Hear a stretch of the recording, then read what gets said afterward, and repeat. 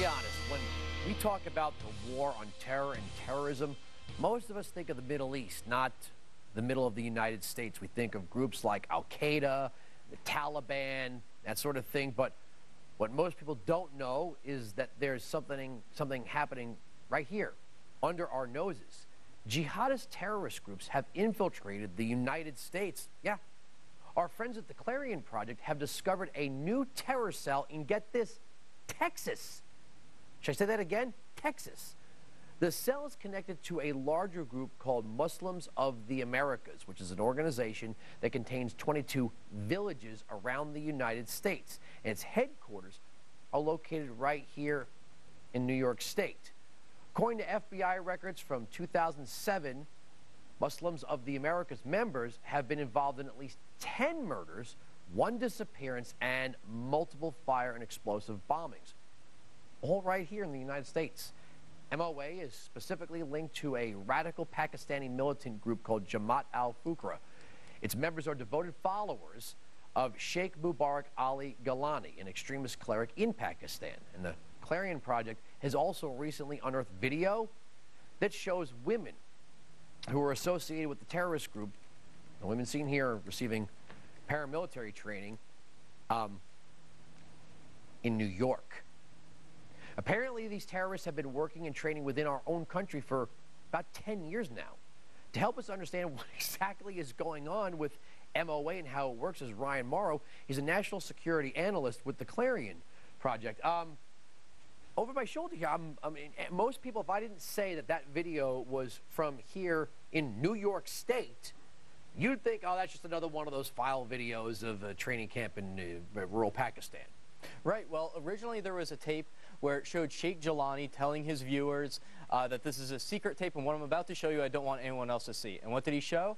He said, I have guerrilla warfare camps set up around the United States, New York, Michigan, South Carolina, and here's some of the training that you can receive there. And it showed people shooting guns, setting off explosives, but that was an old tape, and some detractors said, well, maybe that was just filmed in Pakistan, so even though he says he has sites in the U.S., we don't really care. After that happened, I had a law enforcement source come to me and say, tell you what, I've got an even better tape.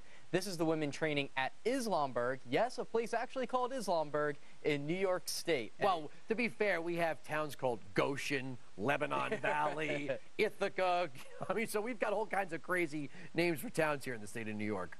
Right, but this is 70 acres, and like you said in your commentary, it is linked to a Pakistani militant group that the federal government says wants to purify Islam through violence. Okay, you know, getting past the jokes about the governor of New York saying conservatives aren't welcome here and the gun control stuff, have any of these people been convicted of any of these crimes? Yes, definitely. From terrorist plots to murders to drug trafficking, trafficking in guns illegally, all sorts of crimes, counterfeit schemes, because they have to pay for all of this land somehow. They buy the private land, and then they send the majority of their income to Sheikh Gilani in Pakistan, where the leadership is located.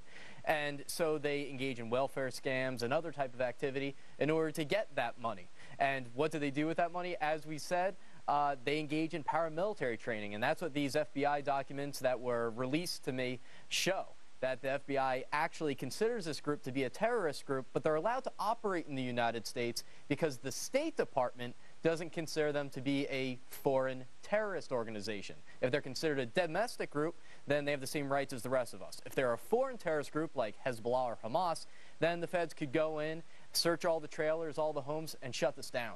Are any of these camps still operating? Yes. According to the Muslims of the Americas, they have 22 Islamic villages around the country. I personally have visited Islamburg a few times. The first time I went, the first question I was asked was, hi, how are you? Are you Jewish? Because they say that Jews are examples of human Satans. The Jews were behind 9/11. The Jews are behind everything, right. And when I most recently went with the Blaze, what was really frightening for us is that as soon as we showed up, they know you're coming. Because we think that they have people that live outside the compound watching to make sure no foreigners come in. And they blocked it. For the record episode, right? Yes, okay. That's airing. And they blocked in our car. They first said, we're not going to talk to you, and then suddenly cars appeared in the front and the back of our car and blocked us in. Private property or public property? This was actually the public road outside of the compound. Okay, so were they threatening you with violence and public property in full view of I mean, they didn't know you had cameras or not. I mean, were they really ready to, like, pounce on you?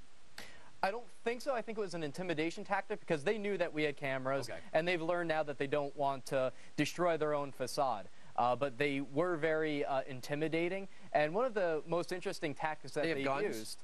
Yes. Well, Really? the guys that I saw, no, I didn't see them carrying guns. But does the group have guns? Yes. Okay. One of the interesting tactics that they've done in order to trick the American people and gullible politicians is after their name got dragged through the mud, they said, we need a makeover. And so they formed the United Muslim Christian Forum. An interfaith group. And on the website, they actually had the mayor of Binghamton at the time, Matthew T. Ryan, holding the sign to show what a wonderful group this is. All right, Texas. I mean, if all the places, now we're not saying Texas is intolerant, of course not. I mean, we have studios there. But you wouldn't think that this would fly in Texas. I mean, hiding out in New York is one thing, but Texas? I mean, how are they? I mean, are they still there in Texas? Yes. And it's in the middle of nowhere. That's how they get away with this. They buy some private land, particularly areas where there's a lot of shooting ranges or hunting, so that when they shoot their own guns, it doesn't raise suspicion. And the FBI documents specifically point that out, that they're shooting guns in an extremely wooded area. We have pictures of the shell casings. And there was someone actually killed at this camp in 2002. They believe they had come under enemy fire.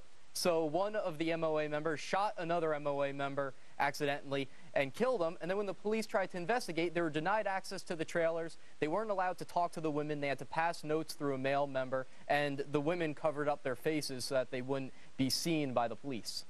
All right, so we have these 22 villages. We have this guy in Pakistan, but it's called Of the Americas. Are these groups in Central America, South America? I know I've heard through good sources that Hugo Chavez gives sanctuary to some terrorist groups. They do operate. Hugo Chavez is dead. Maduro, the Venezuelans. Sure, yeah. They do operate in Trinidad, in Canada. There's information that they operate in Mexico. There is information indicating that Sheikh Gilani, the leader in Pakistan, looks very favorably upon Venezuela and has planned to go there if Pakistan were to ever kick him out. And if you want to get an idea of just how crazy this group is, their holiest site is called Holy Islamville in South Carolina, where they have a holy fax machine. A holy fax machine. They're still using fax machines? I don't even know if they're using it. What happened was they built a shrine over a fax machine because Sheikh Gilani was sending them a fax, and there was a paper jam. So they prayed, the paper jam was fixed, they saw some type of sign on the ceiling, and they said, holy fax machine, time to build a shrine. So, is there any investigations going on here, or are these people, are they off the radar? They're not off the radar because the FBI is definitely concerned about them. Now, in my meetings with different counterterrorism personnel, first of all, the majority don't even know what this group is. So there is a certain amount of ignorance. Others say, we know who they are, but we can't get traction because this isn't really a juicy target. Everything's about Al-Qaeda and Hamas and Hezbollah, and so this isn't at the top of the priority list. But we do know from these documents that there have been active investigations specifically into the camp in Texas that we just exposed. But like I said, there is a major malfunction in the government bureaucracy right now. Because the State Department doesn't consider them a foreign terrorist group, the FBI can't go in and just round them up. So, I mean, I don't know if this is obscure to what you've been seeing. I remember years ago when I was doing local radio in Albany, New York, there was a couple of guys with a storefront mosque in downtown Albany that were busted in what they said was entrapment of trying to buy shoulder-fired missiles. Are they setting up these sort of storefront mosques, fanning out, trying to acquire weapons? Is that the kind of thing that they're into? They have a whole multitude of fronts. We actually know from other reports out there that they have actually bid on government contracts. They set up security groups, which gives them a good way in order to get weapons and things like that. All sorts of crime. This is very much a cult, not just a terrorist group, but a cult and a criminal organization. And their camps have been shut down in the past, and that's what they found, is that these are very skilled criminals. All right, Ryan, thank you so much for joining us for more on Al Fuqra tomorrow night. For the Record investigates the same radical group that we were just talking about. Lori Dew will go in depth, and we'll see just how scary and dangerous this group is. More Wilkow next.